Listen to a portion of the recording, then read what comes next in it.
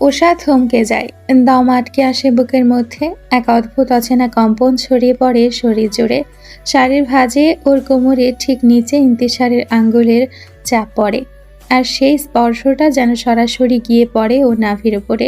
টেবিলের ওপর রাখা মোবাইলের ভাইব্রেশনের শব্দে ইন্তিশারের হুঁশ ফেরে। হাতের শক্ত বাঁধন আলগা করতেই উষা মুহূর্তেই পড়ে যায় নিচে। আর ইন্তিশার উষাকে পড়ে যেতে দেখে তড়িঘড়ি করে হাত বাড়িয়ে দেয়। তবে উষার আগের চোটে ইন্তিশারের হাত ফিরিয়ে দিয়ে নিজেই উঠে পড়ে। কটমটে চোখে সামনে দাঁড়িয়ে থাকা লোকটাকে উষা শেষবারের মতো দেখে নিয়ে ঘর থেকে বেরিয়ে যায়। পেছনে ইন্তিশার হাসতে থাকে উষার এমন ব্যবহারে। মেয়েটা যতটা অভিমানী, তার বিপরীত রূপে ততটাই জেদি আর রাগী। মেয়েটাকে কিভাবে সামলাতে হবে বুঝে উঠতে পারে না ইন্তিশার। তবে তার মনের ভেতরে বারবার খোঁচাতে থাকে উষা তাকে কি প্রশ্ন করতে চায়। আর যদি ভালো না বেসেই থাকে তাহলে কেনই বা খুঁজছে।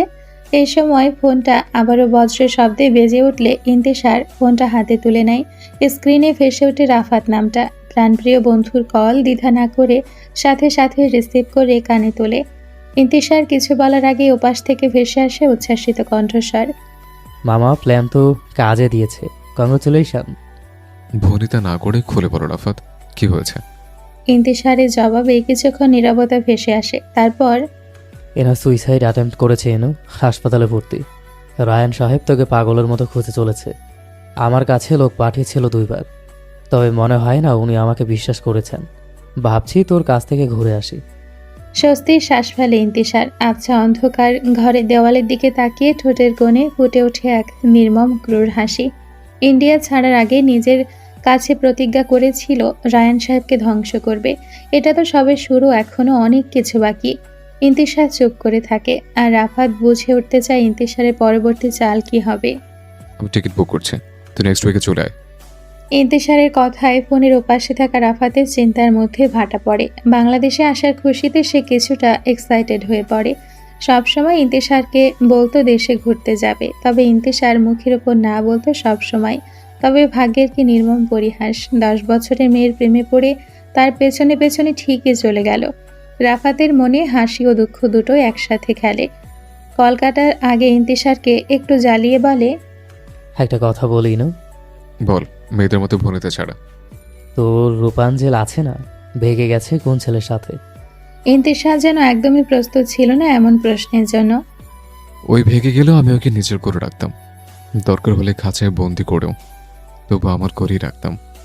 এখন তুই ফোন রাখ, উষাকে একটু চালিয়ে আসে। উষাকে জ্বালিয়ে আসি শুনে রাফাতের মনে সন্দেহ জাগে। উষা কি ওর কাছে নাকি? যতদূর সে জানে উষার খোঁজ পাওয়া এত সহজ নয়। তবে নিশ্চিত হওয়ার জন্য একটু বাজিয়ে বলে, জ্বালিয়ে আসি মানে উষা কি তোর সাথে এনু? পেয়েছিস ওকে? একটু আগে আমার বুকে ছিল শালা, বেরিয়ে আয়, সব জানতে পারবে। রাখছে, আপাতত বাচ্চা বুকে জ্বালিয়ে আসে।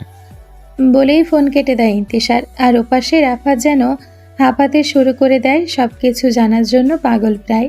বেচারার এই এক বাজে অভ্যেস, সম্পূর্ণ কথা না শুনলে তার পেটের ভাতও হজম হয় না।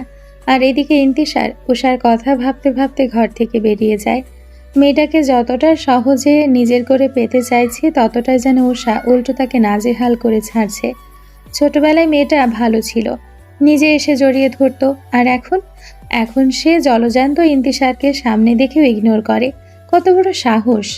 নিজ মনে ভাবতে ভাবতে ইন্তিশার উষাকে খুঁজে বেড়াতে থাকে। কাছে পেলে আজ আরেকটু মজা দেখাবে।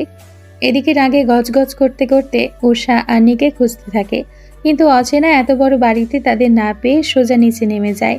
বাপ চাচাদের পাশে গিয়ে বসতেই উষার বড় বাবা আনোয়ার সাহেব জিজ্ঞেস করেন, কি হলো মামুনি, তুমি একা, বাকিরা কোথায়? ওরা আসছে বড় বাবা, আমার ভালো লাগছিল না দেখে চলে এসেছি। আচ্ছা। উষা চুপচাপ বসে থাকে। তার মাথা এখনও রাগে টকবক করছে। যতটা সহজ ভেবেছিল তার রেড চেরিকে খুঁজতে লোকটা সাহায্য করবে, কিন্তু ঠিক উল্টো। মেয়ে মানুষ দেখলেই যেন অসভ্য হয়ে যায়, অথচ সে নাকি ডাক্তার ভেবেই ফুস করে শ্বাস ছাড়ে। মরে গেলে উষা আর সেই নির্লজ্জ লোকটার আশেপাশেও যাবে না। কিরে, তুই এলি না আমাদের সাথে? অহনা আপুর শ্বশুর বাড়িটা অনেক সুন্দর, বিশেষ করে ছাদ বাগানটা। মারওয়া ও আন্নি ওর দিকে এগিয়ে আসতে আসতে বলে ওঠে, তবে উষার কোনো হেলদোল নেই। তার মাথায় অন্য কিছু ঘুরপাক খাচ্ছে, যা ওদের সাথে এখনই শেয়ার করা উচিত। উষা উঠে দাঁড়ায়। বাইরে লনের দিকে রিসেপশনের আয়োজন হচ্ছে, এখন সেদিকে যাবে বলে ঠিক করে। আন্নি আর মারুয়াকে ইশারায় ডাকে তার পিছু যেতে। ওর ইশারা পেয়ে দুজন উষার পিছু পিছু হাঁটতে থাকে। আকাশ ভর্তি তারার মেলা, হলদে লাইটিং করা সম্পূর্ণ লন এলাকা। হালকা বাতাসে সিল্কের পর্দাগুলো বারবার দুলে উঠছে। স্টেজে দাঁড়িয়ে আছে অহনা আর ইস্তিয়াক। একে একে অতিথিরা আসছে তাদের দিকে, কেউ শুভকামনা জানাতে, কেউ বা নবদম্পতির সাথে ছবি তুলতে। সৌজন্যতার সাথে সবার সঙ্গে কুশল বিনিময় করছে অহনা আর ইস্তিয়াক। কালো পাথরের কাজ করা শাড়িতে অসাধারণ লাগছে অহনাকে, সাথে ওয়েস্টার্ন সাজ। সব মিলিয়ে অহনাকে যেন অপূর্ব এক রানীর মতো লাগছে। ইস্তিয়াক কতবার যে আড়ালে অহনাকে ছোট ছোট চুমু খেয়েছে তার হিসেব নেই। আর এসব প্রেমিকরূপী স্বামীর কাণ্ডে অহনার যেমন লজ্জা তেমনই বিরক্তিও। বউ, তাড়াতাড়ি অনুষ্ঠান শেষ করতে বলি বাবাকে, এইখানে আর ভালো লাগছে না। শরীর খারাপ লাগছে আপনার? না। তাহলে যে বলছেন অনুষ্ঠান তাড়াতাড়ি শেষ করতে। ইস্তিয়াক অহনার কোমরে হাত গুজে দিয়ে কাছে টেনে বলে, ও, তুমি বুঝবে না বউ। বুঝবো না তো বলে বলছেন কেন? হাত ছড়ান, সবাই তো এখানেই আসছে, দেখে ফেলবে। আমার বউয়ের কোমরে আমি হাত দিয়েছি, তাতে কার কি? চাইলেই সবার সামনে চুমু খেতে পারি, সাথে কোলেও তুলে নিতে পারি। ওদের কথার মাঝে সামনে এগিয়ে আসে ইন্তেশার। কালো শার্ট, প্যান্ট আর হাতে ঘড়ি, রূপকথা রাজপুত্রের মতো লাগছে। গম্ভীর ভঙ্গিতে এগিয়ে আসে তাদের দিকে। অহনা নিজের দেবরকে দেখে ইস্তিয়াককে কনুই দিয়ে গুঁতা মারে তার কোমর ছাড়তে, তবে ইস্তিয়াক ছাড়ে না। যত ইন্তেশার এগিয়ে আসে ততই অহনা ছটফট করতে থাকে ছাড়া পাওয়ার জন্য। একটা সময় ইস্তিয়াক কোমর থেকে হাত ছাড়লে অহনা হাঁপ ছেড়ে বাঁচে, না হলে নির্ঘাত লজ্জায় পড়তে হতো। অন্যদিকে ইন্তেশার পকেট থেকে একটা খাম বের করে অহনার হাতে দেয় আর বলে খুলে দেখতে। অহনা খাম ছিঁড়ে খুলে দেখে 2 দিন পরের কক্সবাজার ফ্লাইটের টিকিট, তাদের হানিমুন ট্রিপ। অহনা খুশি হয়, তবে একটু অস্বস্তিও বোধ করে। ইন্তেশার ওকে শান্ত করে। তোমার দেবর আমি অহনা, এখানে লজ্জার কিছু নেই। আমার কাছে আমার ভাই সবার আগে, সেক্ষেত্রে তুমিও সবকিছুর ভাগিদার। ধন্যবাদ ভাইয়া। অন্যদিকে ইন্তেশার দূরে বসে থাকা উষার দিকে তাকিয়ে দীর্ঘশ্বাস ফেলে বলে ওঠে, বুঝলে অহনা, তোমাদের প্রেম বিয়ে সবকিছু শেষ। সিঙ্গেলদের তালিকা এখন শুধু আমি। এ জীবন রেখে কি লাভ বলো? ইস্তিয়াক আর অহনা দুজনেই মুচকি হাসে। বাচ্চা মেয়ের প্রেমে পড়ে ইন্ডিয়া থেকে বাংলাদেশে চলে আসা মানুষটা বলছে সে সিঙ্গেল। ওদের হাসি দেখে ইন্তিশার নিজের কাছে অসহায় বোধ করে, তবে কিছু বলে না। তার চোখ মুখ শুধু ওষার দিকে। আমি হানিমুন থেকে ঘুরে আসি, তারপর তোকে হানিমুনে পাঠানোর ব্যবস্থা করছি। নো টেনশন করিস না, আগে রূপাঞ্চলকে পটা। কিছু না পারলে আমার কাছ থেকে হেল্প নিতে পারিস। আফটার অল ও আমার সাথে কতদিনের প্রেম। অনেকে জানে তুমি সব আমার থেকে আইডিয়া নিয়েছিলে কিভাবে প্রেমে ফেলতে হয়। সত্যিটা অহনার সামনে এভাবে বলাই ইস্তিয়াক বেকায়দায় পড়ে যায়। দ্রুত ইন্তিশারের মুখ চেপে ধরে, আর অহনার দিক থেকে তাকাতেই চোখে পড়ে ও রাগী দুটি চোখ। এই যে মিস। রায়হা ঘাড় ঘুরিয়ে খুঁজতে থাকে ডাকার উৎস, তবে বেশি খুঁজতে হয় না। সামনেই দেখতে পায় ব্লু হোয়াইট প্যান্ট শার্ট পরিহিত আয়ান দাঁড়িয়ে। লম্বা চড়া ফর্সা একটা ছেলে। রায়হা চিনতে পারে আয়ানকে। সৌজন্যতার খাতিরে হেসে উত্তর দেয়, হ্যাঁ ভাইয়া বলুন। তোমাকে সুন্দর লাগছে ভীষণ। ধন্যবাদ। বলে রায়হা যেতে নিলে আয়ান আবার ডেকে ওঠে। রায়হা দাঁড়িয়ে পড়তেই আবার বলে ওঠে, যদি কিছু মনে না করো, আমরা কি পরিচিত হতে পারি? পরিচিত হওয়া যায়, তবে আমার একটু কাজ আছে, পরে কথা বলি। ওকে, সমস্যা নেই, নেক্সট কখনো। বাই। কথা শেষ করে আয়ান চলে যায় সামনে বন্ধুর কাছে, আর রায়হা হালকা হাসে। আয়ান লোকটাকে তার বেশ ভালো লাগে, হয়তো পছন্দ করে ফেলেছে। এখন চাইলেই ভাব জমাতে পারত, তবে রায়হা একটু বাজিয়ে দেখতে চায় আসলে ছেলেটা শুধুই পরিচিত হওয়ার জন্য এসেছে না অন্য কিছু। যদি আয়ান সত্যি ওকে পছন্দ করে তাহলে রায়হা কথা বলতে প্রস্তুত। তাছাড়া ভুল জায়গায় আবেগ নষ্ট করার মতো মেয়ে সে নয়। 4 জন মাথা একসাথে বসে আছে স্টেজের সামনে। সবাই কিছুটা বিরক্ত উষার ওপর, সেই তখন থেকে ডেকে এনেছে, অথচ এখন পর্যন্ত একটা টু শব্দ ওর মুখ দিয়ে বের হয়নি। বিরক্ত হয়ে নুহান মারুয়াকে খোঁচাতে থাকে। এতটা নীরবতা সহ্য হয় না তার কোনো কালে। আপাতত মারুয়ার সাথে তুমুল ঝগড়া বাঁধানোই তার লক্ষ্য। ওই অশুভ লোকটা আমাকে কি বলেছে জানিস?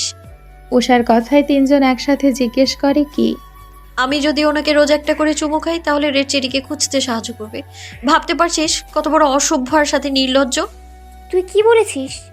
আমি না করে চলে এসেছি। এমন খারাপ লোকের সাথে আমি আর কখনো কথাই বলবো না। ইচ্ছে তো করছে মাথাটা ফাটিয়ে ফেলি একদম। বিশ্বাস কর, তোর জায়গায় আমি থাকলে চুমু দিতাম। কি হ্যান্ডসাম ডাক্তার, এমন সুযোগ কেউ মিস করে? আনির মাথায় গাঁটটা মারে নুহান। জীবনে সে এমন লুচু মেয়ে দেখেনি। এই নিয়ে ঝগড়া বেঁধে যায় দুজনের মধ্যে। তাহলে খুঁজবে কিভাবে তোর রেড চেরিকে? উষা, দেখি কি করা যায়। আপাতত তোরা থাক, আমি একটু ফাঁকা জায়গায় যাচ্ছি। মাথাটা ব্যথায় ছিঁড়ে যাচ্ছে আমার, এত সাউন্ড এখানে, উফ। বলেই উষা চলে যায় ওদের কাছ থেকে। শাড়ির কুচিটা হাতের মুঠোয় পুরে একটু ফাঁকা জায়গার সন্ধানে হাঁটতে থাকে। তবে কোথাও তেমন জায়গা না পেয়ে উষা সোজা চলে যায় ছাদের দিকে। অন্ধকার ছাদে দাঁড়িয়ে আছে উষা। বুঝে উঠতে পারছে না বিয়ের অনুষ্ঠানে এত লোডশেডিং কেন হয়। নিজের ফোনটা মনে হয় সেই বজ্জাত লোকটার ঘরে ফেলে এসেছে। পাওয়ার ব্যাকআপ থাকলেও তা চালু হতে সময় লাগছে। সাউন্ড বক্সের কর্কশ শব্দে মাথাটা দপদপ করে জ্বলছে এখনো। একটু নিরিবিলি পরিবেশ খুঁজতে খুঁজতে ছাদে উঠে পড়েছে উষা। আর তার কিছুক্ষণ পরে হঠাৎ লোডশেডিং। এখন আবার নেমে যাওয়ার উপায় নেই। অন্ধকার সিঁড়ি ভয়ঙ্কর বিপজ্জনক মনে হচ্ছে। একাকিত্ব, ঘুটঘুটে অন্ধকার আর চারদিক নিস্তব্ধতা মিলিয়ে একটা অজানা আতঙ্ক চেপে বসেছে ওর ওপর। মনে মনে ভয় কাজ করছে। এই বুঝি কেউ ঘাড় মটকে ফেলে। আন্নি, মারওয়া, নুহান সবাই নিচে। এই জায়গায় যে ও আছে সেটা কেউই জানে না। উদ্বিগ্ন উষা একসময় সিদ্ধান্ত নেয়, যাই হোক নিচে যেতে হবে। দেওয়াল ধরে ধীরে ধীরে এগোতে থাকে সিঁড়ির দিকে।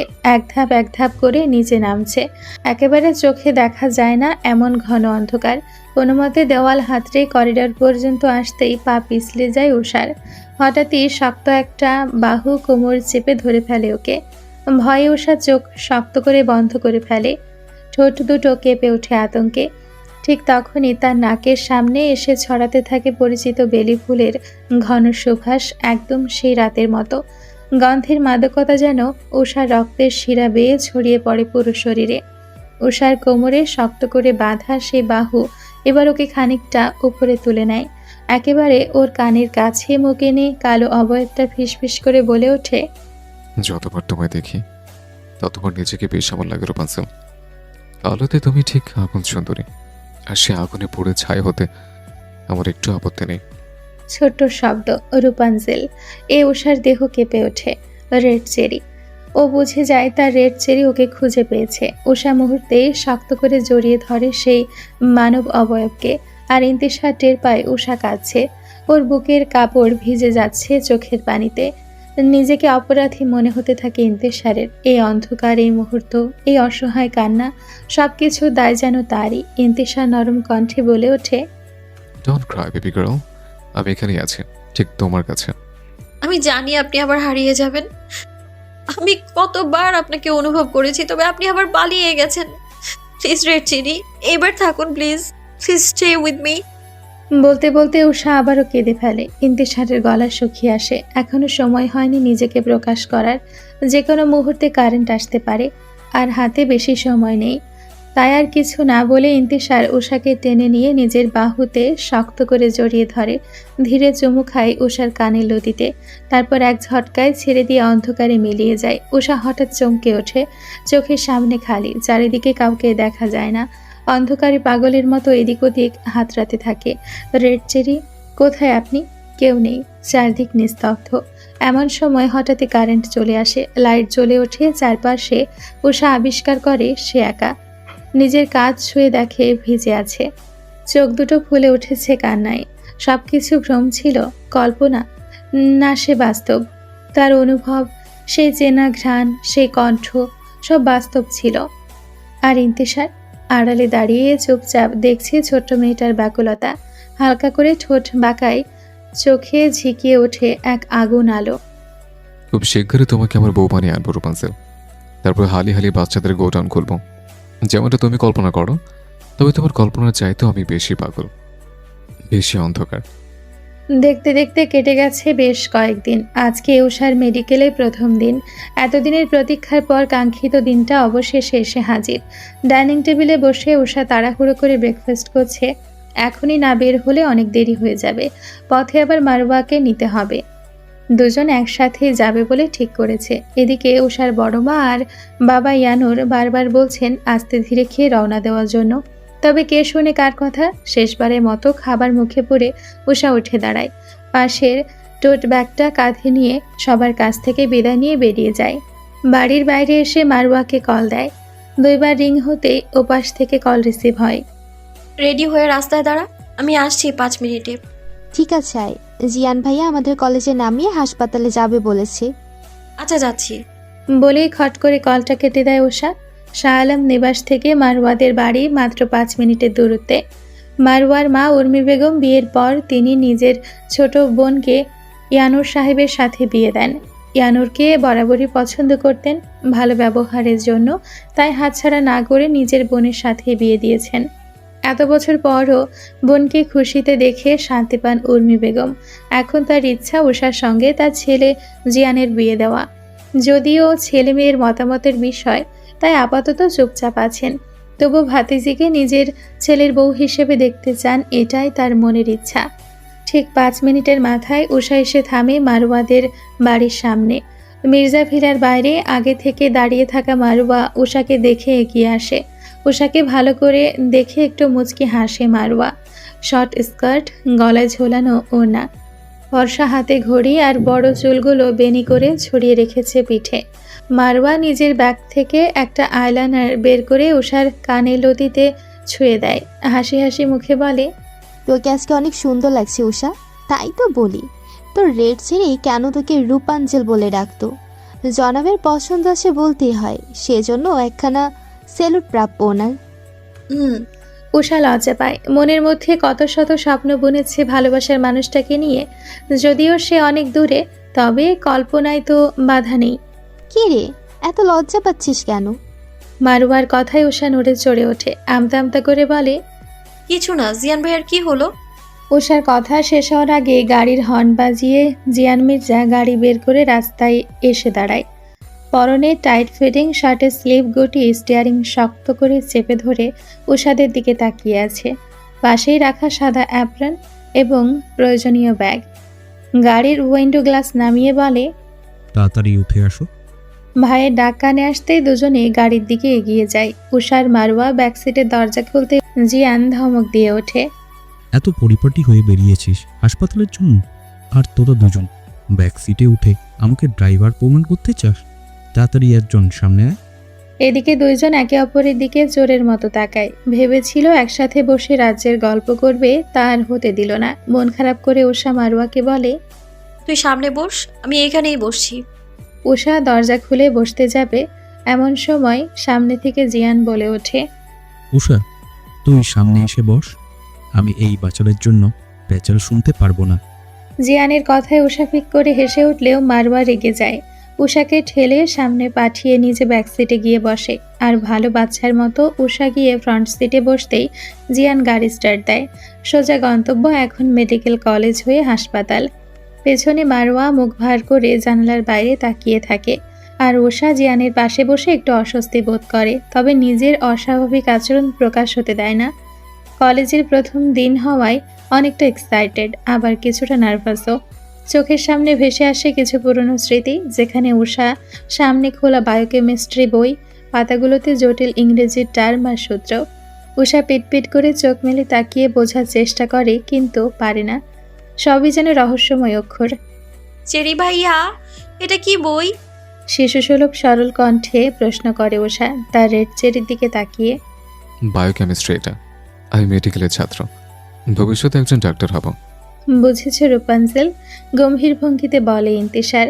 উষার মুখ উজ্জ্বল হয়ে ওঠে, কল্পনার ডানা মেলে বলে ওঠে, তাহলে আমি আপনার রুগী হব ভাইয়া, আমার ট্রিটমেন্ট করবেন, ঠিক আছে?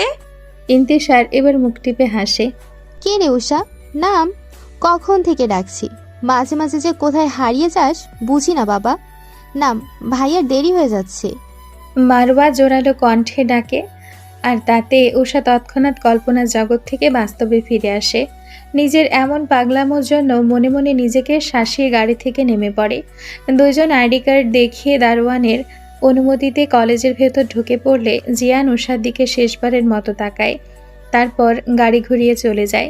এদিকে ক্যাম্পাসে ঢুকতেই চোখে পড়ে ওদের আগের পরিচিত মুখ রুহান। ভর্তি হওয়ার পরদিন মারওয়ার সঙ্গে কলেজ ঘুরতে এসেছিল, তখনই পরিচয়। রুহান, ডাকে মারওয়া। ওদের দেখে রুহানও এগিয়ে আসে হাসি মুখে। নিজেদের মধ্যে আলাপ শুরু করে দেয় সবাই। বেশ কিছুক্ষণ গল্প করার পর ক্লাস শুরু হওয়ায় তারা এগিয়ে যায় ক্লাসরুমে। আগে নিজেদের ক্লাস সম্পর্কে জানতো বলে বিশেষ কোনো ঝামেলা হয়নি। কয়েকশো শিক্ষার্থীর ভিড়ে মারওয়া আর উষা নিজেদের জায়গা করে নেয়। পাশেই বসে রুহান ও তার বন্ধুরা। প্রথম দিন বলে সবাই যার যার মতো করে পরিচিত হতে ব্যস্ত। এমন সময় হঠাৎ দরজায় একটানা 3 বার টোকা পড়ে। তারপরই কক্ষে প্রবেশ করেন কলেজের অধ্যক্ষ। সঙ্গে সঙ্গে সব শিক্ষার্থী চুপসে যায়। অধ্যক্ষ নিজের মতো করে পরিচয় পর্ব শেষ করে একটা মোটিভেশনাল স্পিচ দিতে শুরু করেন। আজ থেকে আপনাদের পথ চলার প্রথম দিন। চলুন মানবদেহকে জানা শুরু করি। ক্লাসরুমের সব শিক্ষার্থী যেন একসঙ্গে নিঃশ্বাস আটকে রাখে। মেডিকেল জীবনের প্রথম অধ্যায়, প্রথম শিক্ষক, প্রথম বাক্য, সবকিছু যেন হৃদয়ে গেঁথে যায়।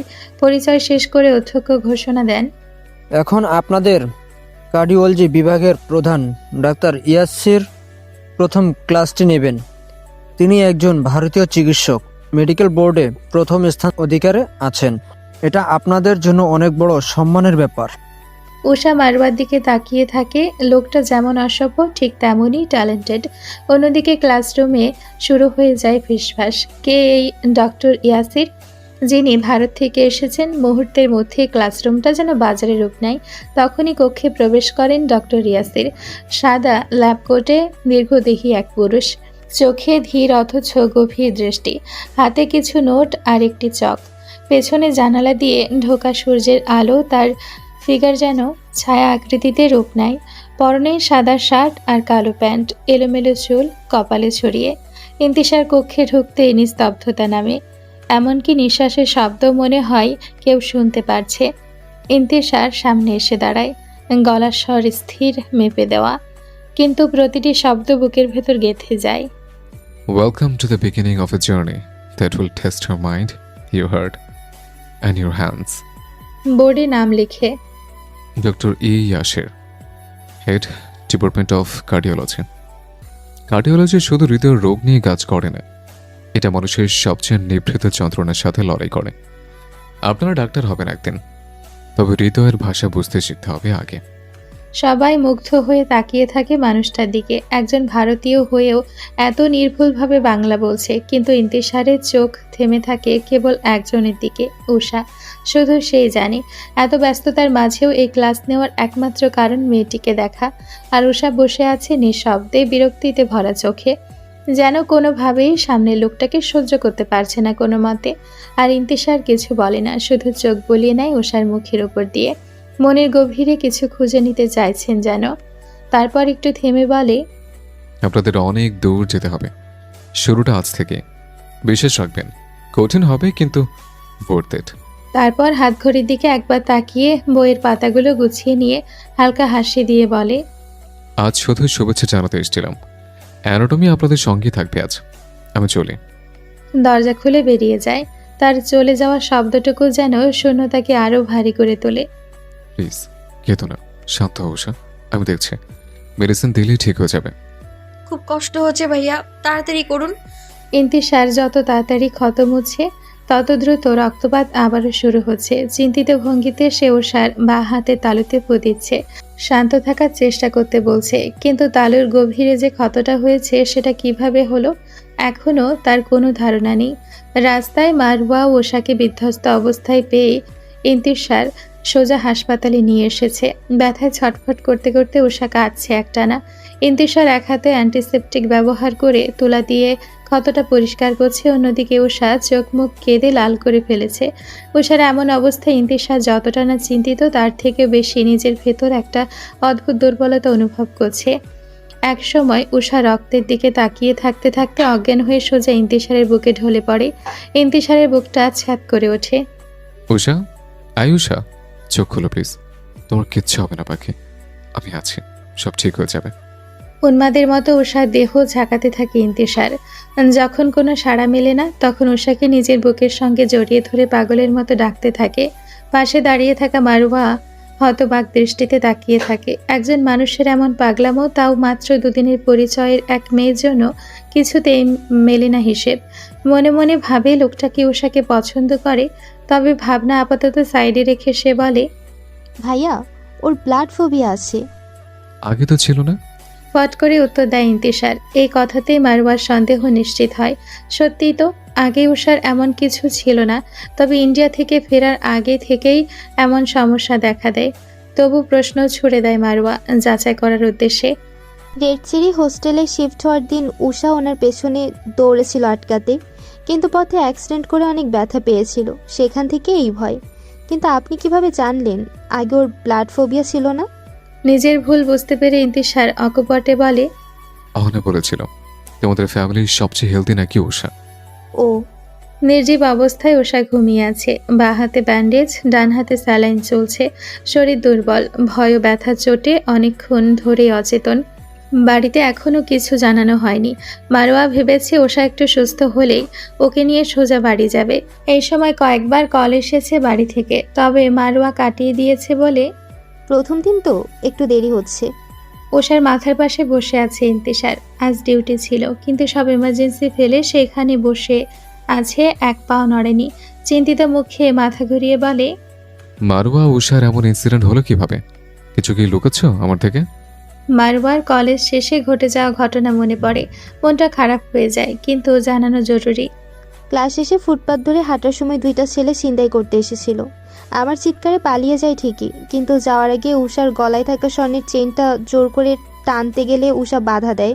তখনই ছুরি চালায় ওরা। ভাগ্য ভালো ছুরিটা গলায় না গিয়ে হাতের তালুতে গিয়ে লাগে। চেইনটা নিয়ে পালায় ওরা। এই ব্যাপারটা উষা জ্ঞান ফিরে জানলে খুব কষ্ট পাবে। কি এমন দরকারের চেঞ্জ ছিল সেটা? ওর রেড চেরির শেষ স্মৃতি, সেই ওকে গিফট করেছিল। ইন্তিশারের চোখ দিয়ে এক ফোঁটা অশ্রু গড়িয়ে পড়ে। মেয়েটা তাকে কতটা ভালোবাসে, অথচ সে আজও নিজেকে আড়ালে রেখেছে। তার দেওয়া একটা ছোট উপহার রক্ষা করতে গিয়ে মেয়েটা নিজে রক্তাক্ত হলো। গভীর একটা শ্বাস টেনে উঠে দাঁড়ায় ইন্তিশার। দু কদম এগিয়ে জানালার পাশে গিয়ে দাঁড়ায়। ফোন বের করে কাউকে একটা টেক্সট পাঠায়। ঢাকা মেডিকেল কলেজের আশেপাশের সব সিসিটিভি ফুটেজ 2 ঘন্টার মধ্যে হাতে চাই। আমার কলেজে হাত দিয়ে ভালো করেনি। ঘরের কোণে একটি মানবের অবয়ব দাঁড়িয়ে, কালো হুডি পুরো মুখ ঢেকে রেখেছে। চোখ দুটি শুধু বেরিয়ে আছে, এক অদ্ভুত ভয়ের তো আলোয় চকচক করছে। হাতে ছোট চাইনিজ কুড়াল, যার ধার খুব তীক্ষ্ণ। টপ টপ করে রক্ত পড়েছে তা দিয়ে মেঝেতে। প্রতিটা ফোঁটা যেন মৃত্যুর আগমন জানিয়ে দিচ্ছে। দূরে এক ব্যক্তি, যার হাত পা মুখ বাঁধা। ব্যক্তিটির চোখে ভয় এবং অদ্ভুত এক যন্ত্রণা স্পষ্ট। সামনের বাকি ব্যক্তিদের ভয়ানক পরিণতি দেখে তার চোখ কোটর থেকে বের হওয়ার উপক্রম। ছায়াটি একটা মৃতদেহের দিকে ধীরে ধীরে আসে। হাতে থাকা চাইনিজ কুড়ালটি এক ঝটকায় ওপরে উঠে আসে। ধারালো ধাতুর সুড়ঙ্গ খোদাইয়ের মতো আলোতে ঝিকমিক করে। কোড়াল দিয়ে মৃতদেহের হৃদযন্ত্র বারবার সজোরে আঘাত করে মাংসের ভেতরে একটি গভীর ছেদ সৃষ্টি করে। রক্তের ঝর্ণা বের হতে থাকে, কিন্তু ছায়ার চোখে কোনো অনুভূতি নেই, যেন শুধুই একটি নির্মম যন্ত্র। মানবটির হাত এবার শিকারী পশুর মতো ঢুকে যায় মাংস ভেদ করে হৃদযন্ত্রের মধ্যে। মৃতদেহটি কিছুক্ষণের জন্য নড়ে চড়ে ওঠে, কিন্তু দেহটি ততক্ষণে মৃত অর্ধখণ্ডিত দেহ, যার অংশবিশেষ ছড়িয়ে চারিত্রে। ছায়াটি কিছু পূর্বের ধকধক করতে থাকা হৃদযন্ত্রটিকে এক দুর্ভেদ্য হাতের শক্তিতে টেনে বের করে আনে। হৃদয়টি হাতে ঝুলছে, রক্তে ভেজা। এক অব্যক্ত ভয়ঙ্কর দৃশ্যর জন্ম দেয় হাত পা বাঁধা ব্যক্তির চোখে। বমি ওঠে, পেট গুলিয়ে আসে, কিন্তু মুখ বাঁধা থাকায় কিছু বেরিয়ে আসতে পারে না। শ্বাস নিতে চেষ্টা করে, চিৎকার করতে চায়, তবে গলা দিয়ে কিছু বের হয় না। শ্বাস আটকে যায়। ঘরটা অন্ধকারে ক্রমশ ডুবে যায়, শুধু রক্ত, আতঙ্ক আর মৃত্যু। মৃতদেহের দিকে নিবদ্ধ দৃষ্টিতে তাকিয়ে থাকে ছায়াটি কিছুক্ষণের জন্য। পৃথিবীর এক অন্ধকারাচ্ছন্ন গভীর বনের মাঝে, যেখানে চাঁদের ক্ষীণ আলো শীতল মাটিতে পড়ে, সেখানে ভয়ঙ্কর এক দৃশ্যের মঞ্চ তৈরি হয় চক্ষু আড়ালে। ছায়াটি মৃতদেহের পাশ থেকে উঠে দাঁড়িয়ে রক্তমাখা হাতে গাছ ছাঁটার একটি রনিং শিয়ার্স হাতে চালানো মেশিন ধরে। মেশিনটি চালু করার সঙ্গে সঙ্গে তার ধারালো ব্লেডগুলো ঘুরতে শুরু করে। এক অশুভ গর্জন ছড়িয়ে পড়ে চারদিকে, সেই আওয়াজ যেন মৃত্যুপুরী শান্তির সঙ্গীত। এদিকে হুডিতে থাকা মানব এক পা করে এগিয়ে আসে ঠিক জিম্মিকারির দিকে। ঠোঁট দুটো গোল করে শ্বাস ছেড়ে জিজ্ঞেস করে, চেনটা কোথায়? জিম্মাকারের শরীরে একটা ঠান্ডা শীতল স্রোত বয়ে যায়। ভয়ে চোটে চোখ দিয়ে ইশারা করে পকেটের দিকে। মানবটি সেই ইশারা লক্ষ্য করে বাম হাত মুহূর্তে পকেটে গলিয়ে ঝট করে স্বর্ণের চকচকে চেনটা বের করে আনে। হাতে তখনও গাছ কাটার মেশিন চলছে পুরো দমে। নীরবতা ভেঙে হুট করে হেসে ওঠে মানব অবয়ব। ভুল জায়গায় হাত দিয়ে নিজেরা ডেকে এনেছিস মৃত্যু। আমার রূপাঞ্চলের হাতে ক্ষত করেছিস তোরা, আর আমি তোদের সারা শরীর জোরে আগুন জ্বালাবো। ভয় পাবি না, মরবি ধীরে ধীরে, যন্ত্রণায় ছটফট করতে করতে নিজের মৃত্যুটা অনুভব করবি। শুধু এই জন্মে না, পরকালেও তোদের আর কোনো মেয়ের দিকে তাকানোর সাহস থাকবে না। হাত পা বাঁধা লোকটার চোখ আতঙ্কে ছটফট করছে। ছায়াটি আর কোনো কথা না বলে মেশিনটি লোকটার কোমরের কাছে চালিয়ে দেয়। মুহূর্তের মধ্যে কড়কড় শব্দে হাড় ভেঙে যায়, মাংস ছিন্ন ভিন্ন হয়ে চারপাশে ছিটিয়ে পড়ে। পেটের ভেতর থেকে নার্ভ ভুঁড়ি ছিটকে বের হয়ে যায়, যেন এক বিশৃঙ্খল রক্তময় প্রবাহ। আর দেহটির চোখ বিস্ময়ে উল্টে আছে। মেশিনের ধারালো ব্লেড হাড়ে আটকে গেলে ছায়াটি ব্লেডের স্পিড বাড়িয়ে দেয়। সেই মুহূর্তেই জীবনের শেষ শ্বাসের সঙ্গে ব্যক্তি দুখণ্ড হয়ে মাটিতে লুটিয়ে পড়ে। চারিদিকে রক্ত ছিটকে পড়ে, ফ্লোর ভিজে যায়। ছায়াটি যেন রক্তে স্নান করে, তার হুডি থেকে রক্ত ফোঁটা ফোঁটা ঝরে। হঠাৎ ঘন অন্ধকার গভীর থেকে এক অশুভ হাসি শব্দ ভেসে আসে। হুডিটা মাথা থেকে নামিয়ে ফেলতেই সুদেহী পুরুষের রক্তমাখা চেহারা জ্বলজ্বল করে ওঠে। দুই আঙ্গুলের সাহায্যে কপালের কাছটুকু স্লাইড করে ফিসফিস করে বলে, He's waiting for you. Shah Alam নিবাসে আজকের দিনের শুরু সম্পূর্ণ ব্যস্ততা দিয়ে। রান্নাঘর থেকে বাহারি রান্নার গন্ধ চারিদিকে মম করছে। অহনার শ্বশুরবাড়ি থেকে লোকজন আসবে দাওয়াতে, তারই এত আয়োজন। রান্নাঘরে দুই জা আঞ্জুমান আর উষানি ব্যস্ত হাতে রান্না করছেন। চুলোয় আপাতত পায়েস তুলে দিয়ে উষানি আলম লিভিং রুমে চোখ বুলিয়ে নেন। সকাল থেকে বাড়ির পুরুষ সহ মেয়ে দুটো যেন উধাও, কাজ দেখলেই যেন পালাই পালাই করে। তবে মেয়েদের কথা মনে হতেই উষানির মনে পড়ে নিজের মেয়ের কথা। কপালে ভাঁজ পড়ে চিন্তার। মেয়েটার হাতে গভীর ক্ষত, জখম হয়েছে ভালোই, এখনো ঘুমিয়ে আছে বোধ হয় ভেবে আবারও রান্নায় মনোযোগ দেয়। চাচিমা, আমি মারওয়াদের বাড়ি গেলাম, দুপুরের আগেই চলে আসবো। রান্নাঘরে ঢুকতে ঢুকতে আন্নি উষানিকে বলে ওঠে। আর এদিকে আঞ্জুমান মেয়ের দিকে তাকিয়ে কিছু কড়া কথা বলবে, তার আগে উষানি বলে ওঠে, ঠিক আছে যাও, তবে মারোয়াকে সঙ্গে এনো। আর উষাকে কোথাও দেখছি না, এখনো কি ঘুম থেকে ওঠেনি আন্নি? ঘুমিয়ে এখনো চাচিমা। কথা শেষ করে আনি বেরিয়ে যায়। আর উষানি মেয়ে ঘুমিয়ে আছে শুনে আর কিছু বলেন না, কাজে মনোযোগ দেয়। নিশ্চিন্তে ঘুমিয়ে আছে উষা। ঔষধের তীব্রতায় গভীর ঘুমে ঢলে পড়েছে। এদিকে বাহিরে আকাশে রোদ আর মেঘের খেলা চলছে। কখনো ঝলমলে আলো জানালার কাজ ছুঁয়ে পড়ে তার ঘুমন্ত মুখে, কখনো আবার মেঘের ছায়ায় ঘটা অদ্ভুত নিস্তব্ধ হয়ে পড়ছে। ঘড়ির কাঁটা একটানা চলতে চলতে জানিয়ে দেয় সকাল পেরিয়ে গেছে অনেক আগেই। দুপুরের কড়ায় এসে ঠেকেছে দিন। মেয়েটার মুখটা অদ্ভুত প্রশান্ত ফর্সা, গোল মুখটা আলো ছায়ায় কখনো রূপালী হয়ে ওঠে, কখনো মলিন। লালচে ঠোঁটজোড়া কিছুটা খোলা, নিঃশ্বাসের ভারে হালকা কাঁপছে। নাকের ছাঁচ যেন নিখুঁত তুলির আঁচড়। চোখের পাতা মোটা, একবার খুলে গেলে যে কারো নিঃশ্বাস আটকাতে বাধ্য। দীর্ঘ চুলগুলো এলোমেলোভাবে ছড়িয়ে আছে বালিশে, মেঘের মতো ঘন, আধারের মতো নিঃশব্দ। ওর কপালের ঠিক পাশে পড়ে থাকা চুলের ছায়া মুখের উপর একটা রহস্যের আবরণ টেনে রেখেছে। ঘুমের মধ্যে মুখটা আরো নিষ্পাপ, আরো কোমল হয়ে উঠেছে, কিন্তু তবুও কোথাও এক ধরনের বিষণ্ণতা, এক ধরনের বিষ ভরা মায়া লেগে আছে। এমন মুখ দেখলে কেউ হয়তো ভালোবাসতে বাধ্য হতো, কেউ হয়তো ভয় পেত।